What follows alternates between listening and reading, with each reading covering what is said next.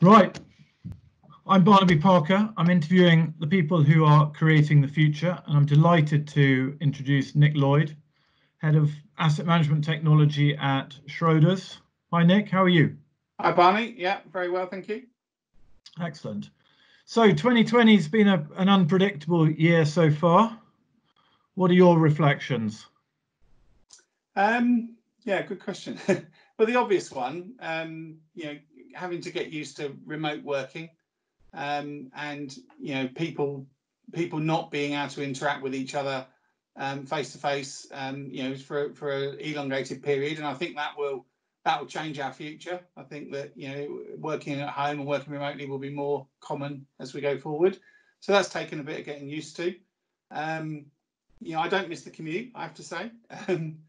But I do miss the interaction with people in the office, and I think one of the things that's been the hardest to recreate on the remote side is that little 10-minute coffee machine catch up, or walking between meetings and talking on the way, and so the little snippets and anecdotes that you hear and that you can get in a very short space of time without booking a meeting are obviously challenging when you're remote. So that's something we've got to try and address. I saw a very interesting solution from a fintech recently that was helping to try and tackle that, and that was quite interesting. You can effectively check in back to your desk, but be open for a conversation, or do not disturb, and that seemed quite a good idea to publicise that you're ready for a 5-minute chat.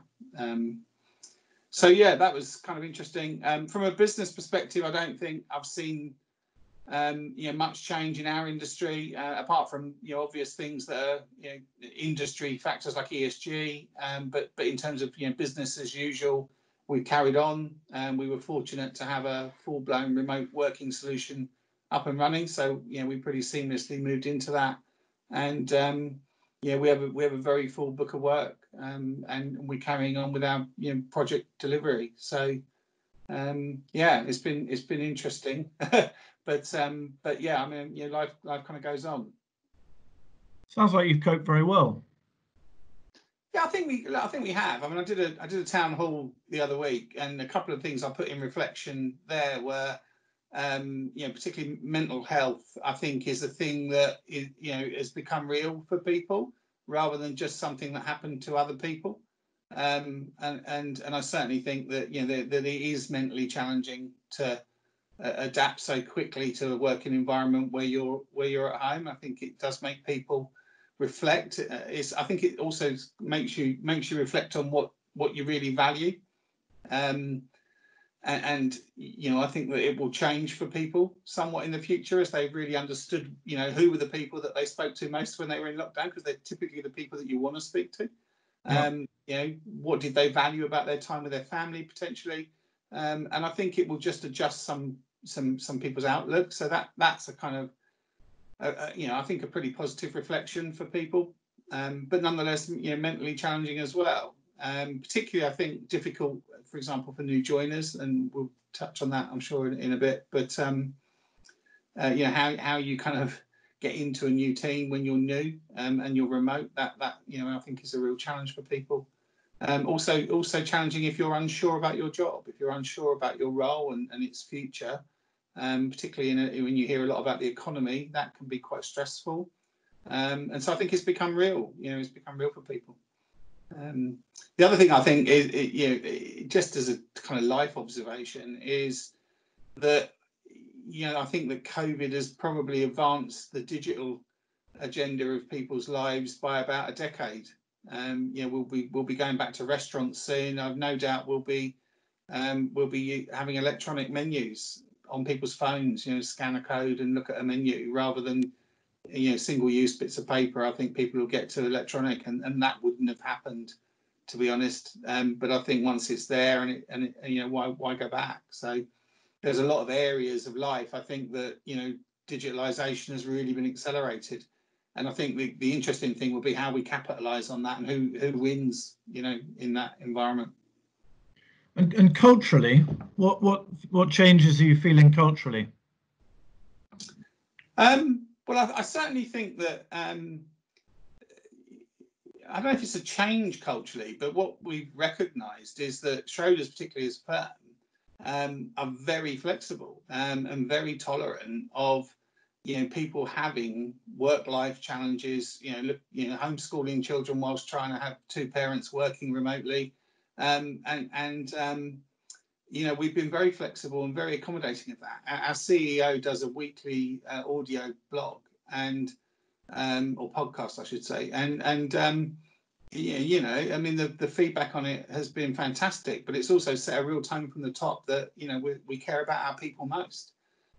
So no, I think we always did. I don't think our culture has changed, but it's really been visible and tangible. And how are you creating trust as a virtual team? You mentioned new starters, but also across the existing team. Has trust changed as a concept? Well, I don't think so, if I'm honest. I mean, I've always believed that trusted relationships in any form of life are crucial and important. And I'd like to think that I'm somebody that people can trust. If I say I'm going to do something, then I'm going to do it, as you know, actually. So I always start on the basis that you have my trust and you have trust, and it's kind of yours to lose. And I think if you take that approach with people, you make them feel welcome, you make them feel trusted, then typically speaking, they will pay that back to you, and they'll pay that back to you with equal trust and respect, and basically work the way that you would like them to work.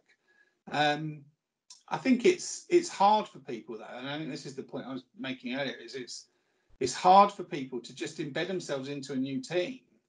And I'm sure not everybody's like me, so not everybody will trust people from the get-go and then see if they let them down. Some people just don't trust people until they've kind of really earned their trust. Yep.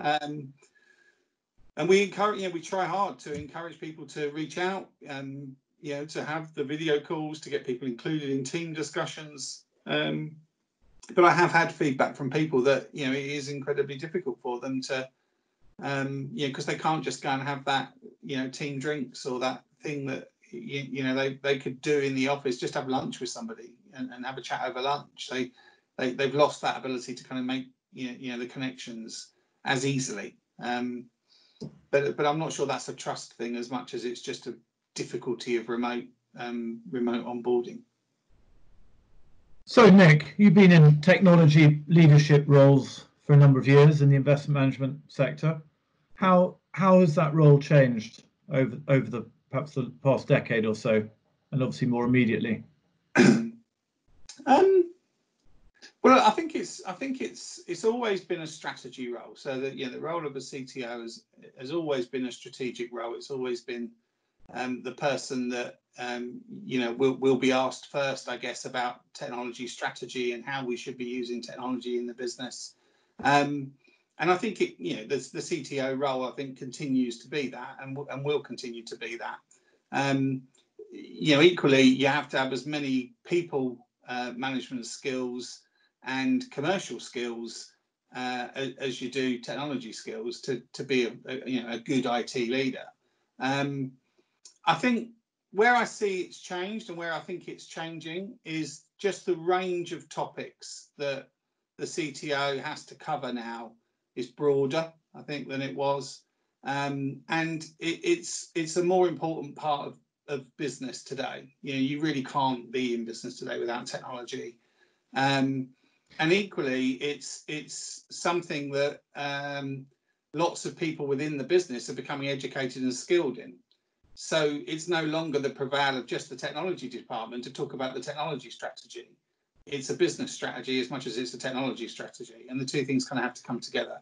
So I think that where it's changed and where the leadership of technology has changed is you're the person that's going to get blamed if the technology doesn't work, and you need to make sure that you earn that seat at the table by having a robust environment, having it secure, having it protected, having it available every day.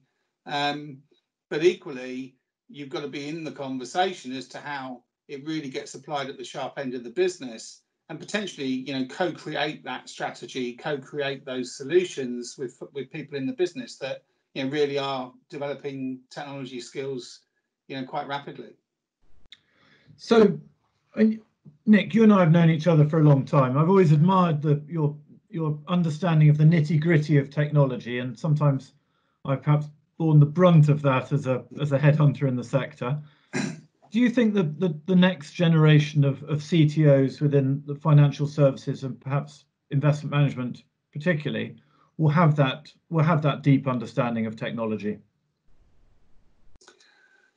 To be honest, they'll probably have a deeper understanding of technology than people in my generation, because I don't think that you can come through the ranks in technology without a real deep understanding, and particularly on a more technical level. Years ago as a business analyst, I couldn't write SQL years ago to get my own data. Well, we wouldn't have a business analyst today who couldn't write SQL. So I think there's an element of inherent technical skill that comes with the job today. Whether we train people as deeply as we used to, I question. Some of the old principles and values and the patterns, they don't change. Good data governance and data management has always been good data governance and data management, and it hasn't really changed, and I don't think it will change. I think you've just got technologies that will make some of that easier. Tracking lineage is a lot easier these days than it would have been previously. But the principles are still there, and whether we're training people on those real core principles and making sure they've got those bedded in, I think perhaps less so. But I do think that we've got very technically capable people coming through the IT ranks, as well as some very smart business leaders, technology business leaders, so there may be the people that came through an analysis route, but actually have turned into very strong leaders. And I'm seeing a fair bit of that as well. So I think that it's going to be interesting as to what the future holds. I think, but it's just having that breadth. I think the ability to deal with multiple threads and multiple aspects to the conversation, I think, will kind of mark out the real, sort of senior leaders of the future, and being really seen as contributors to the business. So, Nick, are you a technologist? Are you an investment management specialist? What is your DNA? That's a good question. I don't think I regard myself as a technologist. I never coded, and therefore never got into the deep kind of understanding of coding patterns. But I've always known enough, whether it's about SOA or object orientation, any of those kind of techniques, to kind of know a good design when I see it, basically. And to recognise somebody who's got technical talent. I've always been able to do that. But ultimately, we're here to solve problems. My skill is one of people skills, commercial skills, and an ability to solve problems and use technology to solve those problems. And so, I have to say I'm a technologist in some way, because I work in a technology function and we deliver an awful lot of technology product as a team. So yeah, I am. But I'm not the person that's going to come up with your cloud strategy. Although interestingly, when I say that, I mean what the component parts of the cloud are. The conversation I want to have is, should we have one or should we have three? And that's interesting for my mind, in terms of when you think about the choice that you've got in technology tooling these days is huge, far bigger than it was years ago. You could be a Microsoft shop years ago, and whilst you would have some things around the edge of that, by and large you were a Microsoft shop. Nowadays there's every number of tools and choices that you've got. And interestingly, the parallel that I'm seeing with that is the parallel with asset management technology of probably a decade ago, where everybody went to best of breed. So you used to have systems like Porsche and High Portfolio, and they kind of were jack of all trade systems, did lots of things. And then along came Charles River and Barra and Riskmetrics and some of those other systems that were better at risk or better at portfolio compliance or better at order management than a Porsche, and people went and adopted those systems. So they ended up with best of breed. Now, when you've got best of breed, we all learned that that was actually incredibly challenging to maintain as a platform as a whole, because all the component parts didn't keep pace with each other on change. So introducing derivatives was hard because you had to have, you know, all of the platforms being able to support those derivatives at the same time for you to be able to trade them and then settle and value and report, you know, end to end. So best of breed actually became very difficult. And then the platform kind of play came back again, really, with the likes of Aladdin and SimCore and you know, what's going on now with Charles River and State Street, you know, and those kind of, you know, end-to-end sort of solutions. So it's kind of gone a bit full circle, and that was because best of breed was a problem.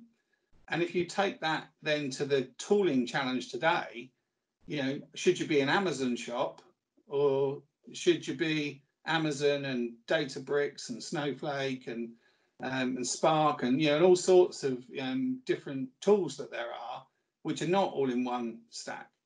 And there's a lot of attraction to those tools. They solve niche problems. You know, people have got more focused on what problems tools solve, but then you'll end up with a lot of them.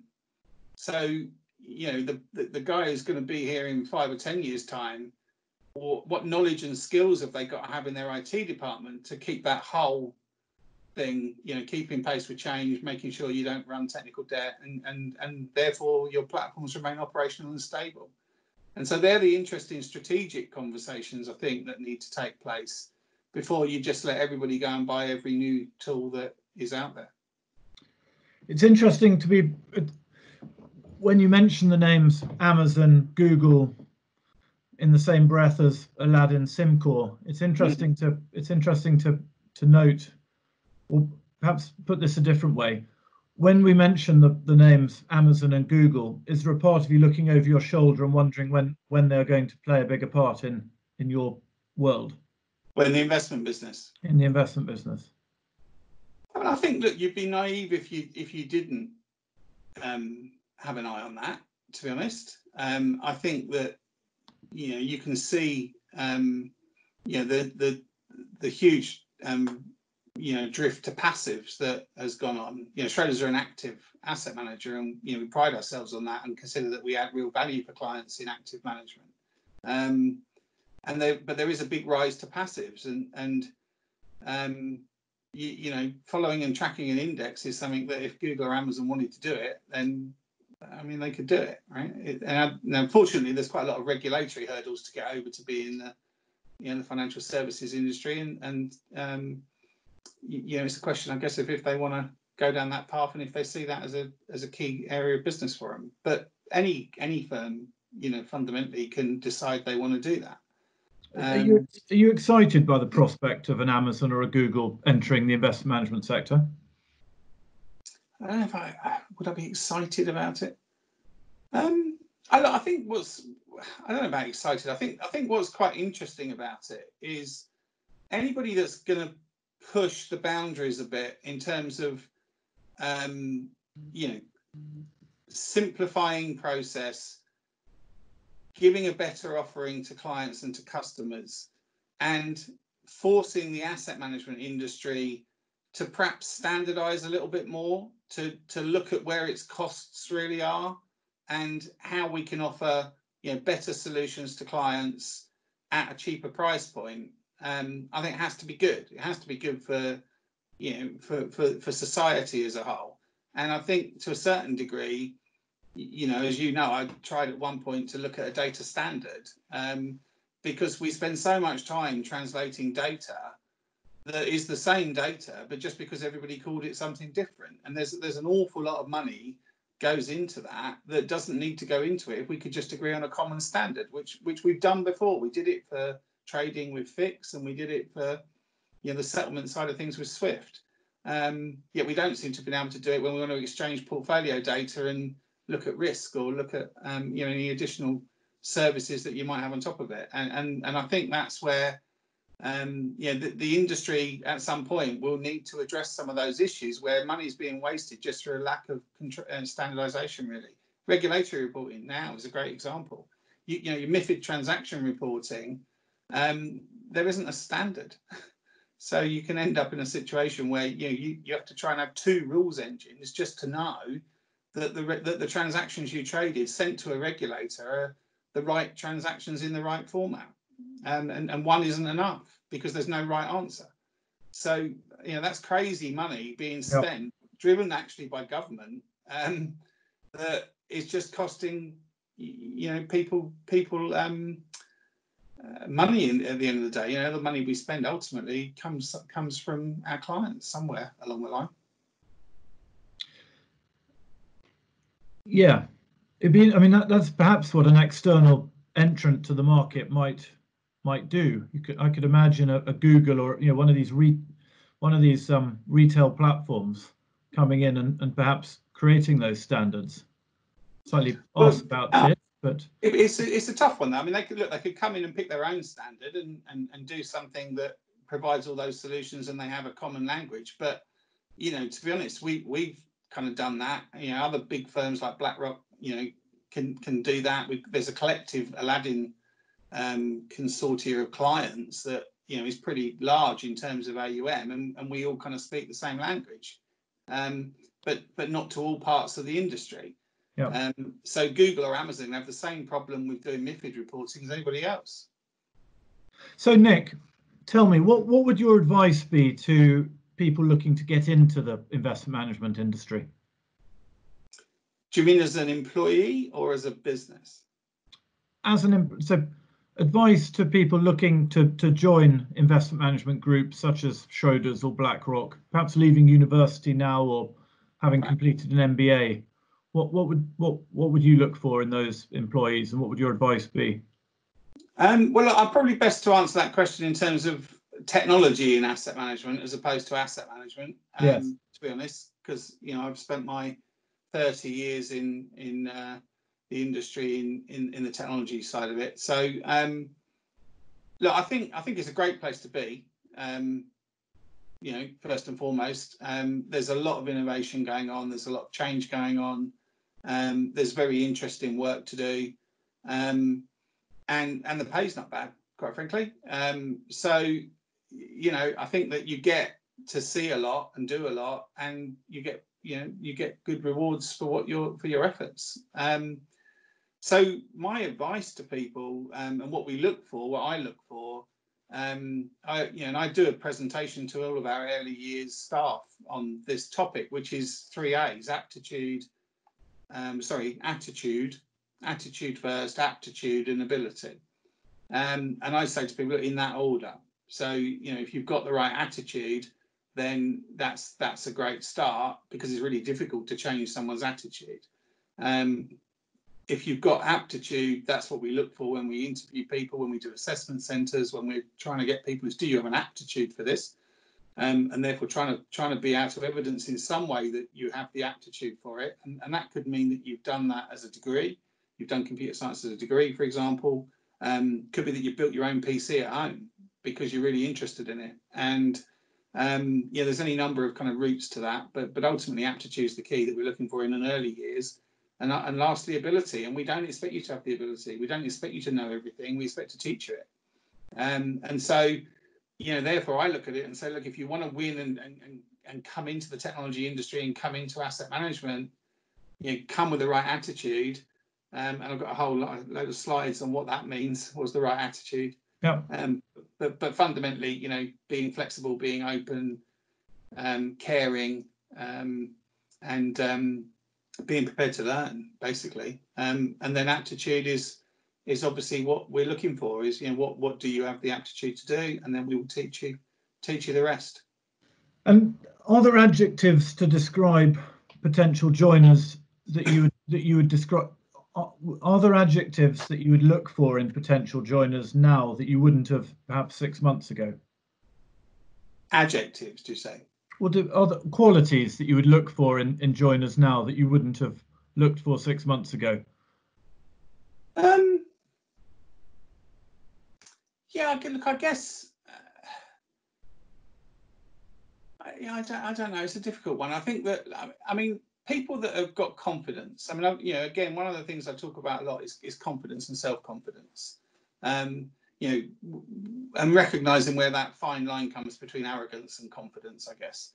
But look, you've got to have confidence to to get on, in my view. It helps to be confident. And in life in general, I think confident people deal with challenges and adversity and all those things, perhaps slightly better than people that have less confidence, because people are always looking inward at themselves and dwelling on things. And therefore, so I do think that confidence is important, but it's not the be all and end all, because it depends what the job is. I mean, we've got some people who are introverts and but actually reasonably confident about their own ability to code systems. And you don't need to be an extrovert.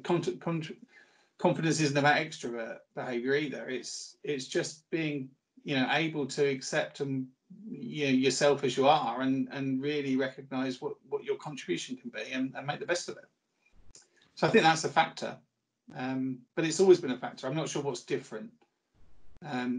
Yeah, certainly it's the resilience piece. It's harder to put your arm around people as a leader during a lockdown. So yeah, no, I get that, but I think that, look, one of the things that for me is crucial is that we're inclusive, and we're including all sorts of people, because I think with a very diverse workforce, we get a much better outcome, both as a firm, and it's a reflection on society. We're a very diverse society. So I don't think you can rule people out based on a sort of, you need to be resilient, or you need to be confident, or you need to be whatever. But I think that in looking for the people that, have got the right attitude and got the right aptitude, you start to see certain characteristics. If anything, what we're trying to do now is look sometimes beyond that a little bit into, is there a hidden talent there, or is there a hidden ability that's not coming through because somebody's perhaps not been given good grounding or coaching at school on how to be confident, or has never felt confident about themselves, but actually could be a huge talent. So I think there's an element of making sure that we look hard, I guess, would be the point. Yeah. So what do you think 20-year-old Nick Lloyd would think looking at you now? What would he think now? Well, he'd probably think, how the hell did you do that? Because I was a 20-year-old Nick Lloyd was working in a bank. I think I was probably on the till at that time, giving people money out over the counter. So it's quite a difference to that from where I started. You stopped giving money out, have you, Nick? I probably give more out now than I did then. So yeah, I think he would be quite chuffed with what senior Nick Lloyd's achieved. He would be amazed that his wife is still, after 32 years, still married to him, because she's put up with all of my awful jokes and things over the years, but we're still going. And I think I'd be quite surprised, but quite chuffed, I think. I mean, the key that I'm trying to do now, and I think I do consider myself now to be kind of that age where it's time for me to start. Even though I've been a kind of coach leader for years, I've always got a lot of job satisfaction from seeing people progress in their career and really developing talent. But I see that as one of my main aims now, is really giving the next generation that opportunity to come through, seeing people develop their talent, and if anything, trying to give me a little bit more time, because I think that I've got some skills and some experience to bring to bear on what the future does look like, particularly in a changing environment like this, and with things that are very new to us as an industry. So ESG, I think, is a huge thing in asset management, a huge thing in the world, but a huge thing in asset management. And I likened that the other day to, I think it's to the same to the asset management industry as when derivatives came in. Derivatives was a huge thing for asset management. It changed the game a little bit in terms of the instruments we traded, the complexity of them, how you applied it to existing systems that didn't have that before, all the different types of people you needed that could understand that. It's a level of complexity of understanding that was higher. Changing our operating model. People today have probably got a derivative operations group. question, do you need an ESG operations group, or is it just mainstream and everybody does it? There's some real questions I think about that, and so I'm working on that today and keen to do a bit more of that kind of stuff, and think about what the future holds, and let some of the younger generation come through and execute on that. So what are you most excited about the future? I think it's going to be a different world. It's going to be a different place to live. As I said, I think that sorry, I've got an itchy nose. Keep scratching my nose. Got an itchy. Sorry, not an itchy nose. I've got the digitalisation thing. I genuinely think the digitalisation thing is the world has changed, and digital enablement. The real kind of running of businesses online, on your phone, on your iPad. I think that the expectation's been there. It's been there for a while. The technology's been there for a while, but the push to change perhaps wasn't quite there. And I think that is happening now. I think it's being caused. We're talking on Teams, having a meeting on Teams. We'd be sitting in a room with a man with a camera if we were doing this, only 6 months ago, and wouldn't have considered doing it on Teams or Zoom.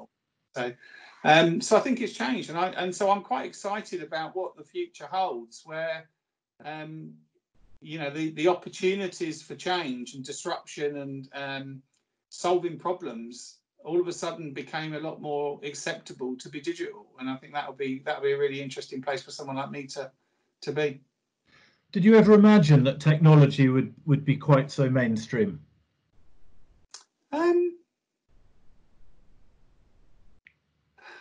No, I probably didn't. I mean, if I look back, did I? Was I sitting there 20 years ago saying, it's all going to be automated, or it's all going to be on your phone, and that kind of thing?